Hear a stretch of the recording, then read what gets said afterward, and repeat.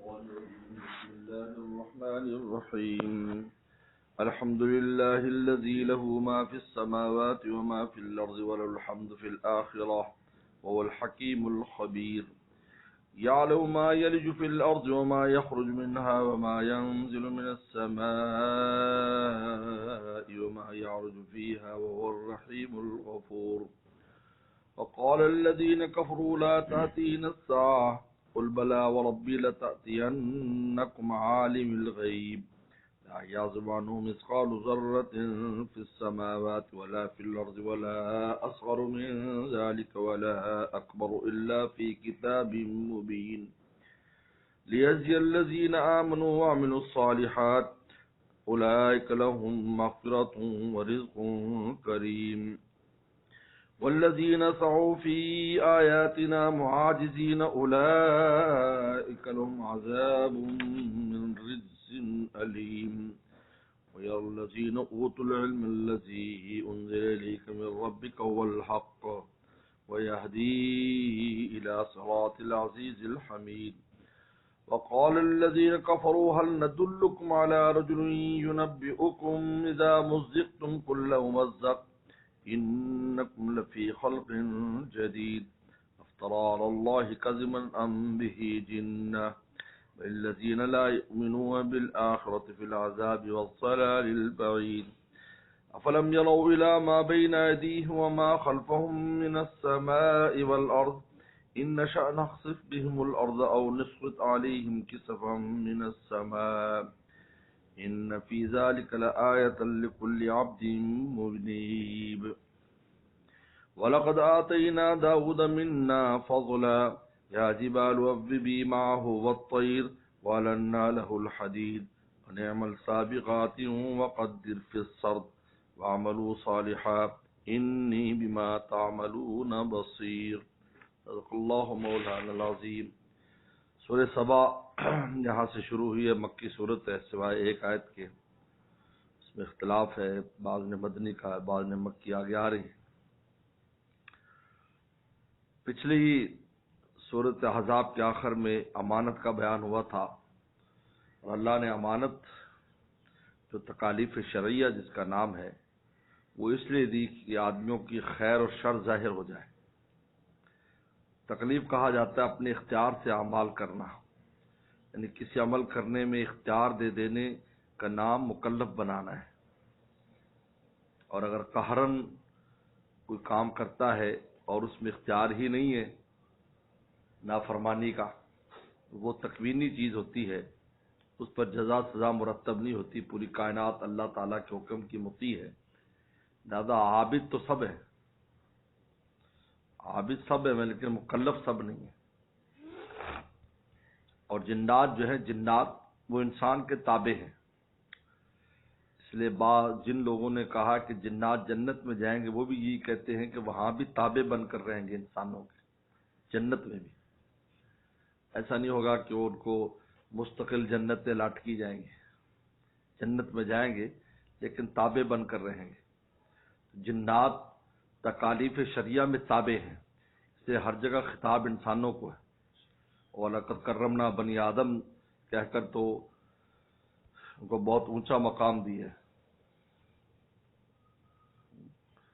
وَلَقَدْ كَرَّمْنَا بنی آدم کہہ کر بنی آدم کو بہت اونچا مقام دے دیا، لہذا اصل تکالیف شریعہ میں انسان ہی ہے، جنات توابع میں سے ہیں، جو مطبوع کا حکم ہوتا ہے تو تابع اس کا تابع ہوتا ہے۔ اب یہ سورہ سبا میں ایک واقعہ جو ہے سلطنت سبا کا بیان کیا ہے کہ جنہوں نے اللہ کی امانت میں خیانت کی، اور اللہ نے جو ان کو امانت دی تھی اور مکلف بنایا تھا، اور پھر ان پر نعمتوں کی ایسی بارش کر دی کہ دنیا میں جنت کی نظیر ان کو دی، ان کو جاگیر ایسی دی جو جنت کی نظیر تھی۔ یمن، یہ یمن کا واقعہ ہے، اور یمن میں اللہ تعالیٰ نے عجیب و غریب نعمتیں رکھی تھی۔ شداد بھی یمن میں تھا جہاں اس نے جنت بنائی تھی، وہاں ایسی نعمتیں پائی جاتی تھی کہ اس نے جنت کی مثل بنانے کی کوشش کی۔ تو ایسی جاگیر جو جنت کی نظیر تھی یہ اس کو دی انہوں نے، لیکن انہوں نے اس خیانت کی، ناشکری کی، اللہ کی نافرمانی کی، اللہ نے دنیا میں لیعذب اللہ المنافقین، دنیا میں ان کو عذاب کا نشانہ بنا دیا، اور وہی جنت نظیر جو تھی وہ دوزخ کا نمونہ پیش کرنے لگی. کہ اللہ تعالیٰ نے سورہ سبا، سورہ احزاب کے بعد بتایا کہ یہ ہوتا ہے، اور پھر اس سے پہلے دو عظیم الشان پیغمبروں کا ذکر کیا، وہ بھی سلطنت والے تھے. داؤد علیہ السلام، سلیمان صلی اللہ علیہ وسلم، انہوں نے اس امانت کی حفاظت کی، تو ان کو اللہ نے کیا مقام دیا، وہ بھی یہاں بیان کر دیا. تو گیا کہ یہ صورت میں سلطنتوں کا بیان ہے،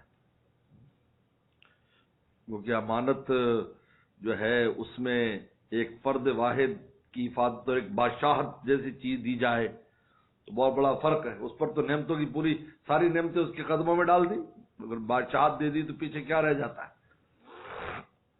سارے اس کے قدموں میں ڈال دی. تو بادشاہت تو پہلے ان کا ذکر کیا ہے. دیکھو داؤد صلی اللہ علیہ وسلم، سلیمان علیہ السلام، باوجود کتنے عظیم الشان پیغمبر تھے، لیکن اللہ تعالیٰ کے سامنے کس طرح شکر گزاریاں کرتے تھے اور زاریاں کرتے تھے. پھر اللہ نے ان کی کیا شان بلند کی، اور انہوں نے سبا والوں نے کس طرح نافرمانی کی اور کس طریقے پر ناشکری کی، تو پھر ان کو کیا سزا ملی. تو یہ اس امانت کی یعنی ایک مثال عملی طور پر آ گئی. یہ قرآن مجید کا عجیب و غریب اسلوب ہے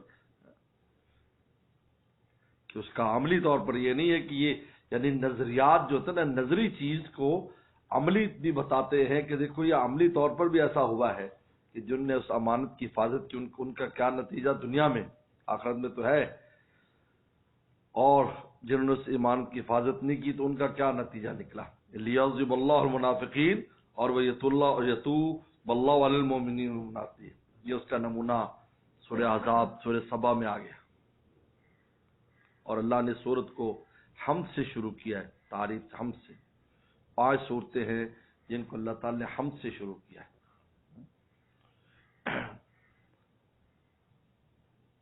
فرشتے بھی ذات مقصود ہیں، فرشتے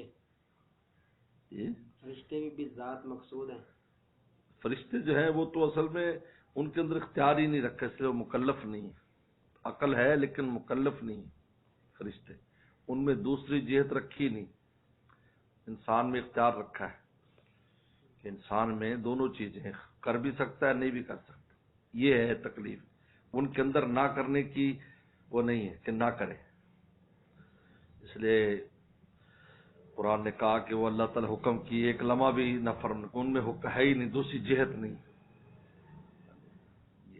اس واسطے تکلیف میں ہوتا ہے جس میں اختیار دیا جائے کرنے کا نہ کرنے کا. اسی لیے تو اجر و ثواب ہے کہ ہمیں نماز کا حکم ہے، ہم پڑھ بھی سکتے ہیں نہیں بھی پڑھ سکتے، اس لیے پڑھنے پر اجر ہے. یہ تکلیف چلی جائے. اور اس میں عقل دی جاتی ہے، عقل دی جاتی ہے. عقل کا جو کمال عقل ہے وہ انسان کے پاس ہے. اس کی دلیل اس لیے کہ ہمارے علم اور عمل دونوں میں ہم ساری مخلوق سے بڑے ہوئے، کیونکہ علمی معاملات میں اسلام کو علم دیا گیا تو فرشتے ناکام ہو گئے مقابلے پر. یہ عقل تو ہے لیکن ایسا کمال عقل نہیں ہے جو وحی الہی کو سمجھ سکے اور اس کو محفوظ کر سکے. بڑا فرق آدمی انسان میں بہت کچھ رکھا ہے. یہ بھی صوفیہ کرام اس کی وضاحت کرتے ہیں اور سمجھاتے ہیں کیا چیز ہے. الحمدللہ الذی لہ ما فی السماوات و ما فی الارض، تمام تعریف اللہ کے لیے جس کے لیے ہے جو کچھ آسمانوں میں جو کچھ زمینوں میں، سب مالک زمین آسمان کا. والحمد فی الآخرہ، اس کے لیے تعریف ہے آخرت میں. یہ خاص طور پر لایا کہ آخرت میں اس کے لیے تعریف ہے. یہ کیوں؟ اس لیے کہ دنیا میں تو مخلوقات کی تعریف کی جاتی ہے، اگرچہ اس کے پیچھے اللہ تعالیٰ ہی ہے. آپ کسی کے حسن کی تعریف کریں، علم کی کریں، کسی بھی شے کی کریں گے، کسی کے کمال کی، کسی کے جمال کی تعریف کریں گے تو دراصل وہ اللہ تعالیٰ کی طرف ہی جاتا ہے، کیونکہ اس کا خالق، مالک اور اس میں صلاحیت پیدا کرنے والا اللہ کی ذات ہے. جس طرح عمارت کی تعریف دراصل معمار کی تعریف ہوتی ہے. لیکن آخرت میں یہ پردہ بھی ہٹ جائے گا. یہ پردہ ہے، ایک پردہ ہے بیچ میں، اللہ پیچھے ہے، آگے پردہ ہے اسباب کا. اس لیے وَلَلْحَمْدُ فِي الْآخِرَةِ، آخرت میں جو حمد ہے اس میں بالکل براہ راست ہے. دیکھو دنیا میں باغ بڑا خوبصورت ہے، ہم کہتے ہیں کہ یہ دیکھو جی کیا باغ ہے، کتنی مالی نے محنت کی ہے اور کتنا وہ کر رہا ہے، لیکن وہاں جنت کے باغوں میں کسی مالی کی طرف نسبت نہیں ہوگی. سمجھو بات کو. یہاں محل بنایا، یار مستری بڑا سمجھدار تھا، کیسی خوبصورت مسجد یا محل یا مکان بنایا ہے، لیکن وہاں کے محلات کے اندر کوئی مستری بیچ میں نہیں ہے. یہ سمجھو، یہ بڑی اہم بات ہے، اس نقطے کو سمجھو. اس لیے دنیا کی نعمتوں میں پردہ ہے اللہ پیچھے، اللہ تعالیٰ کی ذات ہی ہے، لیکن آگے سبب رکھا ہوا ہے. یہ آزمائش ہے تاکہ کون ہے جو پیچھے دیکھتا ہے، اصل کو دیکھتا ہے، اور کون ہے کہ جو اسباب میں گم ہو جاتا ہے. کون ہے کہ جو آئینے میں تصویر دیکھ کر آئینے کی طرف جاتا ہے، کون ہے ہمارے بقول ہمارے والد صاحب رحمۃ اللہ علیہ کے، کون ہے آئینے میں تصویر دیکھ کر اصل کی طرف جاتا ہے. یہ کون ہے؟ یہ فرق ہے.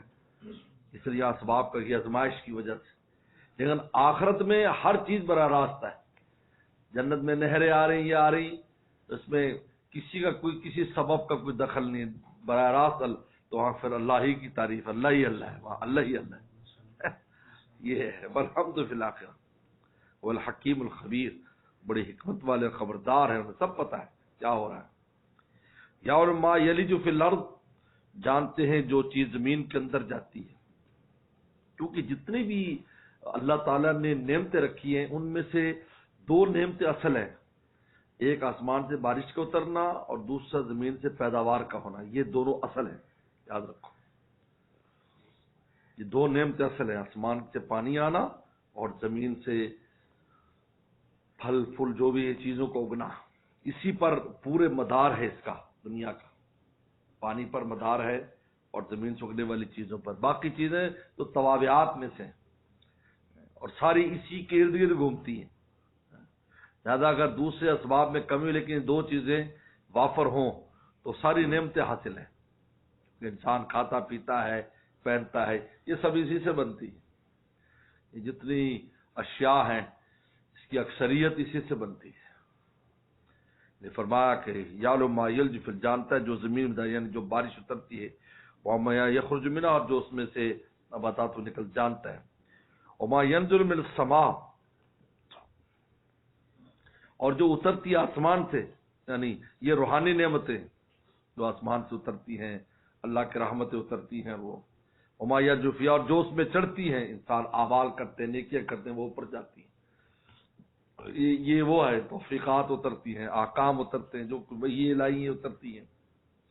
وہ رحیم الغفور، بڑے رحم والے اور معاف کرنے والے. رحیم الغفور، بڑے رحیم اور غفور ہیں.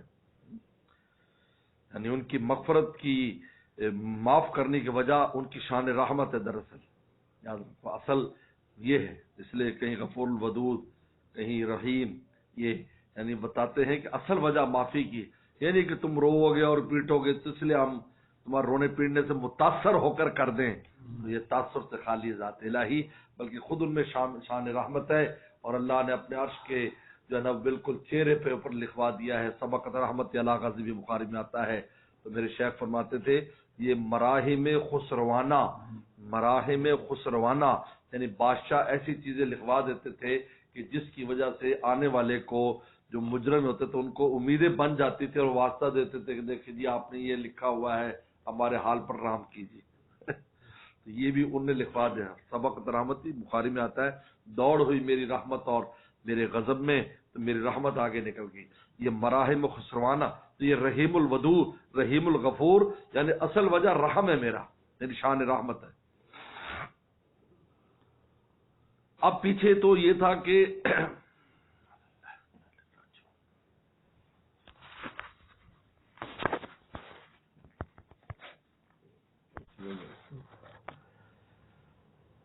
تو اللہ تعالیٰ ارشاد فرماتے ہیں یہاں پر قال الذین کفروا لا تأتینا الساعہ. پیچھے تو قیامت کے بارے میں سوال کرتے تھے، تمسخر اڑاتے ہوئے سوال کرتے تھے. یسألک الناس عن الساعہ، پچھلی سورہ احزاب میں. یہاں لفظ انکار ساعت ہے، قیامت کا انکار کرتے ہیں، آنے ہی نہیں قیامت.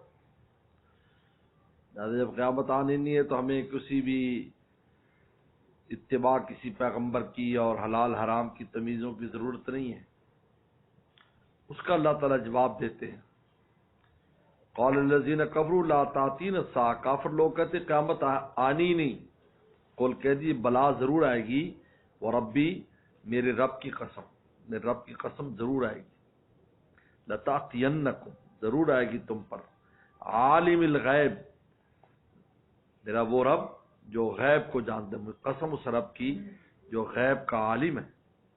یہ عالم الغیب کا تعلق ربی کے ساتھ ہے. وربی عالم الغیب، میرا وہ رب جو غیب کا عالم ہے اس کی قسم ضرور آئے گی.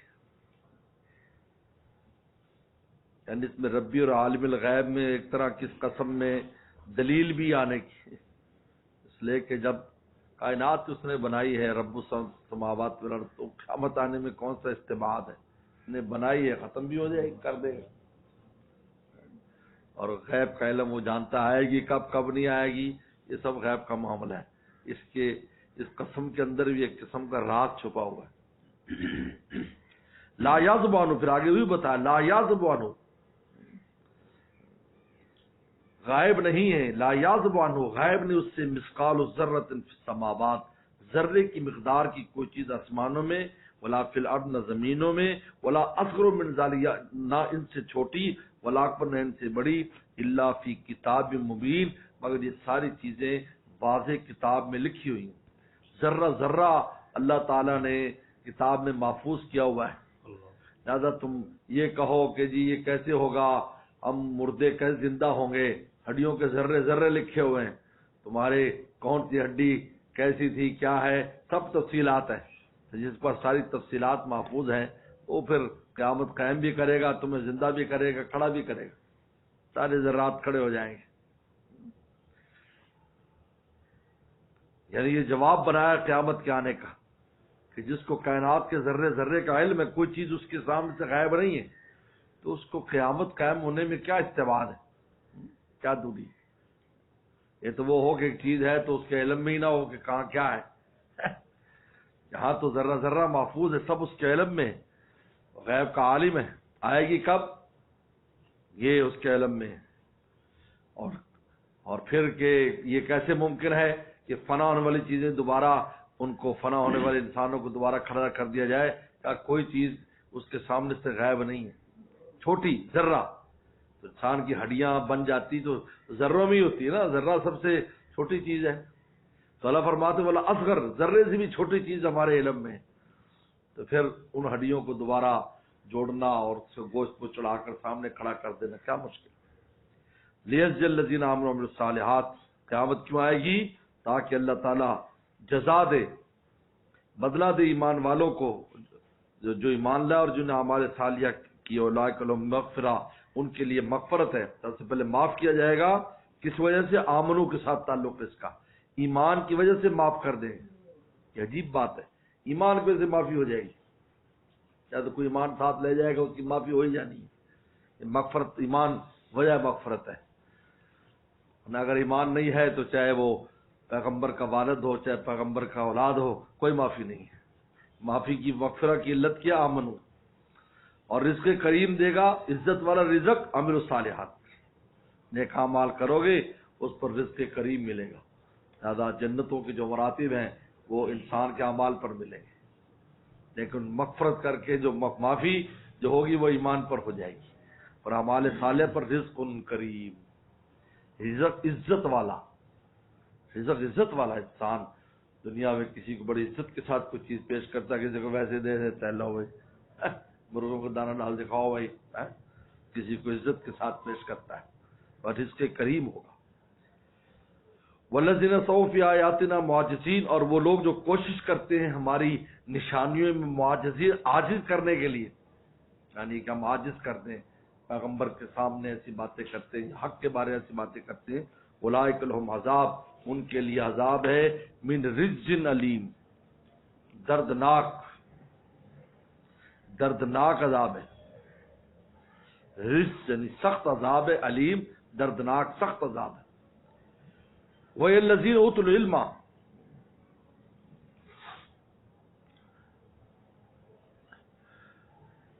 اور دیکھتے ہیں وہ لوگ جن کو علم دیا گیا، الذی انزل الیک من ربک هو الحق، جو آپ کی طرف نازل کیا گیا آپ کے رب کی طرف سے وہ حق ہے، دیکھتے ہیں، جانتے ہیں. یہ آیت ہے جس کے بارے میں مفسرین کی ایک جماعت یہ کہتی ہے یہ بھی مکی ہے. پھر یرلذین اوتوا العلم سے صحابہ مراد ہے، اور دوسری جماعت کہتی کہ یہ مدنی آیت ہے اور اوتوا العلم سے یہودی اور اہل کتاب مراد ہے کہ اہل کتاب جانتے اس بات کو کہ یہ حق ہے جو آپ پر نازل ہو رہا ہے.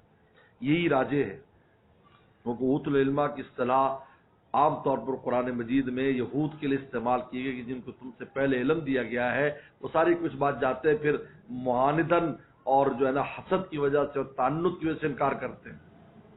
وَيَلَّذِينَ أُوتُوا الْعِلْمَ، جانتے ہیں وہ لوگ، یا یرا دیکھتے ہیں وہ لوگ جن کو علم دیا گیا کہ آپ کی جو نازل ہوا حق ہے، وَيَهْدِي إِلَىٰ صِرَاطِ الْعَزِيزِ الْحَمِيدِ، اور وہ ہدایت دیتا ہے اس راستے کی جو عزیز الحمید کا ہے. وقال الذين كفروا، کافر لوگ کہتے ہیں هل ندلكم على رجل، ہم تم کو وہ آدمی نہ بتائیں ينبئكم جو تمہیں یہ خبر دیتا ہے اذا مزقتم كل ممزق، کہ جب تم ٹکڑے ٹکڑے ہو جاؤ گے، ریزہ ریزہ ہو جاؤ گے، یعنی قبروں میں مرنے کے بعد، انکم لفی خلق جدید، پھر تمہاری نئی تخلیق کی جائے گی. ایک ایسا آدمی خبر دیتا ہے وسلم کے بارے میں، کیا وہ ہم بتاتے ایک آدمی ایسا ہے کہ جو یہ کہتا ہے کہ جب تم بالکل ٹکڑے ریزہ پھر تم دوبارہ کھڑے ہو جاؤ گے. اب تو اللہ کا زبن، یا تو یہ اللہ پر افترا باندھتا ہے، ام بھی جنہ یہ مجنون یا مجنون ہے، یا اللہ تعالیٰ پر نعوذ باللہ جو ہے وہ جھوٹ باندھتا ہے کہ میں اللہ کا نبی ہوں اور اللہ نے یوں فرمایا ہے، اور یا یہ مجنون ہے، یعنی وسلم کو یعنی کذاب یا وسلم کو مجنون قرار دے رہے ہیں. بل الذین لا یؤمنون، اللہ فرماتے ہیں بلکہ وہ لوگ جو آخرت پر ایمان نہیں رکھتے، فی العذاب، وہ عذاب میں ہوں گے، عذاب میں ہیں، والضلال البعید، اور بہت دور کی گمراہی میں، یعنی آخرت میں عذاب میں ہوں گے اور بہت دور کی گمراہی میں مبتلا ہیں. افلم یروا، دیکھتے نہیں، الی ما بین ایدیہم، کہ جو ان کے سامنے ہیں، وما خلفہم من السماء والارض، جو ان کے آگے ہے آسمان زمین میں، یہ سب اللہ تعالیٰ کے ہاتھ میں، یعنی اللہ تعالیٰ نے سب کو زمین آسمان کے درمیان بند کر رکھا ہے، محبوس ہے اس میں. جب اس میں محبوس ہے تو پھر کیا ہے کہ اللہ تعالیٰ قیامت قائم کرے اور جزا اور سزا دے، کون سی چیز ان کو عاجز کرنے والی ہے. فرمایا آسمان زمین کے درمیان بند ہے. دیکھو ایک چیز بند ہو ہے اور آپ کے تو آپ جب چاہیں جو کچھ کر لیں اس کے ساتھ نکل ہی نہیں سکتی. جیسے الرحمان میں کہا کہ اللہ بسلطان، اس زمین آسمان سے ایک سلطان کے ساتھ تم نکل سکتے ہو، تمہارے پاس بہت ایسی طاقت ہو جو تم پھر پار کر سکتے، وہ ہے نہیں. سب اس کائنات کے اندر بند ہے زمین آسمان میں. اوپر عرش ہے، آسمانوں کے اوپر عرش، اور نیچے زمین میں ایسے بند کر دیا. دیکھتے نہیں جو ان کے آگے جو ان کے پیچھے، ان نشا نقص بالارض، اور اگر چاہیں تو ان کو زمین میں دسا دیں، اور نسخ تعلیم قسم سما، یا گرا دیں ان پر آسمان کا ٹکڑا، یعنی پتھر برسا دیں. ان فی ذالک الآیا، اس میں نشانی ہے، جو کل عبد منیب، ہر اس بندے کے لیے جو منیب رجوع کرنے والا ہے، انابت کرنے والا ہے، اس کے لیے عبد منیب، ہر عبد منیب کے لیے نشانی ہے. زمین آسمان کائنات دیکھ کر، ان چیزوں کو دیکھ کر وہ اللہ تعالیٰ کی ذات کو پہچانتا ہے، اس کی عظمتیں اس کے قلب میں بیٹھتی چلی جاتی ہیں. اب ان عبد منیب میں سے دو بندوں کا بیان ہے. وَلَقَدْ آتَيْنَا دَاوُودَ مِنَّا فَضْلًا، ہم نے داؤد السلام کو اپنے پاس سے بہت بڑی فضیلت دی، بہت بڑی فضیلت دی، بہت اللہ تعالیٰ نے ان کو نوازا. انبیاء صلی اللہ علیہ وسلم میں پہلے پیغمبر ہیں کہ جن کو پیغمبر کے ساتھ سلطنت بھی دی گئی اور شاندار سلطنت دی گئی. اور اللہ نے یا داؤد، اے داؤد ہم تمہیں زمین میں اپنا خلیفہ بنا رہے ہیں، یعنی عملی طور پر نظام بھی ان کے ہاتھ میں دے دیا. اور پیغمبر اسلام کی ہی شان تھی کہ ساتھ پیغمبری کے ساتھ ان کے ہاتھ میں نظام بھی تھا پورا. پہلے ایسا نہیں ہوتا تھا، داؤد صلی اللہ علیہ وسلم سے پہلے وہ ایسا ہوتا تھا کہ وہ بنی اسرائیل میں بادشاہ کوئی اور بنتا تھا اور نبی اس کا مشیر ہوتا تھا، لیکن اس کے بعد اللہ نے سلطنت بھی دے دی. منا فضلہ، بہت بڑی فضیلت اللہ نے دی داؤد السلام. کیا جبالو، اے پہاڑوں، ابی بھی رجوع کرو ذکر کے ساتھ. یہ ابی بھی اوابین ہے، تو اوابین کے نفل اس کا معنی بھی رجوع آتا ہے. ابی بھی ماہو، رجوع کرو داؤد سے، والطیر، اور اے پرندو، پرندوں تم رجوع کرو، یعنی جب حضرت داؤد السلام ذکر کرتے تھے اور زبور پڑھتے تھے اس وقت پہاڑ بھی ان کے ساتھ ذکر کرتے تھے اور پرندے بھی. یاد رکھو اس ذکر سے مراد عملی طور پر فعلی طور پر ذکر مراد ہے. اس سے وہ ذکر مراد نہیں جو ہر ایک وہ کرتی ہے، ہر مخلوق ذکر، بلکہ آواز کے ساتھ جس طرح وہ پڑھتے تھے ویسے وہ ساتھ پڑھتے تھے، یہ مراد ہے یہاں پر. اگر یہ نہ ہو تو پھر معجزہ کیا ہے؟ وہ تو سب ذکر کر رہے ہیں، ہم جب ذکر کریں تو کائنات ہمارے ساتھ سب ذکر میں لگی ہوئی ہے. وَإِن مِّن شَيْءٍ إِلَّا يُسَبِّحُ بِحَمْدِ رَبِّهِ وَلَٰكِن لَّا تَفْقَهُونَ تَسْبِيحَهُمْ. یہ تو ذکر تو ساری ذکر کرتے تھے. یہاں اس ذکر سے مراد باقاعدہ آواز، اللہ نے ان کو جو نا ان کو زبان دے دیتے تھے. پرندے بھی اسی وہ ذکر کرتے تھے اور پہاڑ بھی. جب دو سنکوں کے بہت خوش الحان تھے، اللہ نے داؤد السلام کو حسن صورت دی تھی، ان کو حسن صوت دیا تھا داؤد السلام کو. اس لیے حضور صلی اللہ علیہ وسلم نے جب بھی کسی کو تشبیہ دی ہے اس کی آواز خوبصورت ہے تو یہی فرمایا کہ داؤد السلام کی لحن میں سے اس کو لحن دی گئی، لحن داؤدی. یہ اس لیے حسن صوت تھا ان کے پاس. تو جب پڑھتے تھے تو پھر حکم تھا پہاڑوں تم بھی ساتھ. وہ بھی یہ نہیں صدائے باز گشت نہیں تھی، باقاعدہ آواز آتی تھی اور پرندے بھی آواز کے ساتھ. طوطا بول لیتا ہے، یہ تو اللہ تعالی مشکل نہیں سب کو بلا دے. اور اس سے جو ایک اہم چیز میں نے غور کیا جو سامنے آئی، اگر کسی نے دلیل نہیں بنائی، اجتماعی ذکر کا ثبوت بھی ہے اس میں اجتماعی ذکر کا ثبوت ہے کہ آواز کے ساتھ ذکر کرنا. بڑوں نے ذکر تو کسی نے نہیں کیا لیکن دلیل ہے یہاں پر، کوئی چھوٹوں کو بھی بات سمجھ میں آ سکتی ہے. یا جب اب بھی ماں وہ سب ذکر کرتے تھے، آواز آتی تھی بغیر ذکر، سب ساتھ ذکر ہوتا تھا. پہاڑ ذکر کرتے تھے اور پرندے ذکر کرتے تھے. تو اگر چند لوگ بیٹھ کر ذکر کر لیں گے ان کی آواز سے تو اس میں کون سا وہ حرج ہے؟ غیر مکلف ہیں وہ ذکر کرتے، مکلف کو تو طریقہ اور ذکر کرنا چاہیے. جب یہ ہو گیا تو اس کے بعد اللہ تعالیٰ نے بطور معجزہ کہ ان کو ایک فن بھی سکھایا اللہ تعالیٰ نے. اور وہ فن تھا چونکہ داؤد السلام یعنی جہاد انہوں نے کیا تھا اور اسی وجہ سے یہ حضرت جو ہے وہ طالوت علیہ السلام کے ساتھ تھے اور طالوت علیہ السلام کے داماد بھی تھے. اور پھر ان کے بعد یہ جو نا وہ بادشاہ بنے اور پیغمبر بھی بنے. تو اللہ تعالیٰ نے ان کو لوہے کی زرہ بنانے کا فن سکھایا اور اس کے لیے معجزہ دیا کہ ان کے ہاتھ میں لوہا ایسے ہو جاتا تھا جیسے موم ہے، لہٰذا اس کے ہاتھ سے ہی بٹ لیتے تھے. ہاتھ میں لوہا پکڑا اور پھر وہ نرم ہو جاتا بالکل آٹے کی طرح اور موم کی طرح. پھر اس سے باریک باریک تارے بناتے اور ان تاروں سے پھر وہ جو ہے نا وہ زرے بنایا کرتے تھے.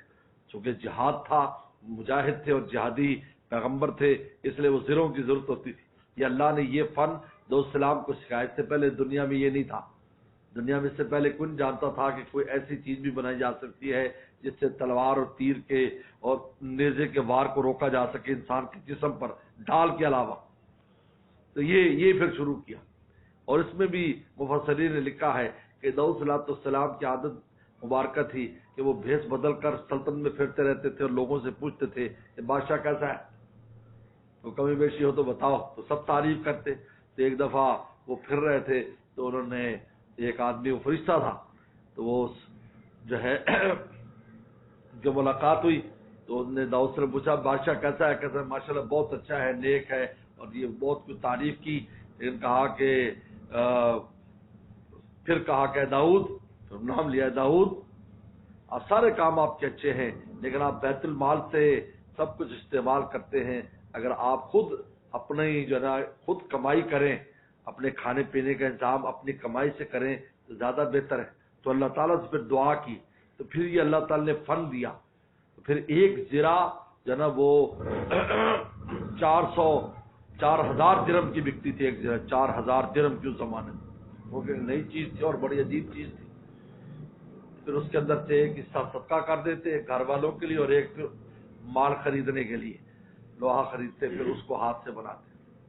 یہ وہ ہے وَأَلَنَّا لَهُ الْحَدِيدَ. یہ معجزہ ہم نے ان کے لیے حدید کو بالکل نرم کر دیا. اَنِ اعْمَلْ سَابِغَاتٍ، فرمایا کہ بناؤ سابغات، زرے بناؤ. وقدر فی سرد، اور اندازے رکھو سرد، فرمایا کہ اس میں سرد کہتے ہیں جو اس کی کڑیاں جو ہوتی ہیں نا، کڑیاں، کہا کہ اندازے رکھو کڑیوں میں. ہم نے بتایا بھی کس طرح بنانی ہے، کس طرح اندازہ رکھنا ہے، اور کھلی بناتے تھے. وَعْمَلُوا صَالِحًا، لیکن اس کے ساتھ نیک اعمال کرتے رہو. وَعْمَلُوا صَالِحًا، یہ دنیا کا فن تو دیا ہے ہم نے، یہ دنیا میں کرو، لیکن اس کے ساتھ نیک اعمال کرو. وَعْمَلُوا صَالِحًا اِنِّی مَا تَعْمَلُونَ بَصِیرٌ، اور میں جو تم عمل کرتے ہو میں ان کو دیکھ رہا ہوں، جو تم عمل کرتے ہو میں اس کو دیکھ رہا ہوں. یہ اس عبد منیب جو ہے، لکل عبد منیب، ان میں داؤد صلی اللہ علیہ وسلم ذکر کیا، آگے سلیمان صلی اللہ علیہ وسلم کا ذکر ہے. اور یہ دونوں باوجود بادشاہت کے اللہ کی اس قدر شکر گزار، لمحہ شکر کرتے. داؤد صلی اللہ علیہ وسلم کا تو آتا ہے کہ عاجز آ جاتے تھے شکر کرتے کرتے، اور کہہ دیتے اللہ تیرا شکر ادا کرنے سے میں قاصر ہوں. تو اللہ فرماتے اے داؤد تو نے حق ادا کر دیا شکر کا. یہ کہتے میرے پاس الفاظ میں کس طرح شکر ادا کروں آپ کی نعمتوں کا. اور یہ وہ امانت کی حفاظت کرنے والے، اور نہ شکری کرنے والے. آگے قوم سبا آ رہی ہے، نہ شکری کر کے تباہ و برباد ہو گئے. واخر دعوانا الحمدللہ.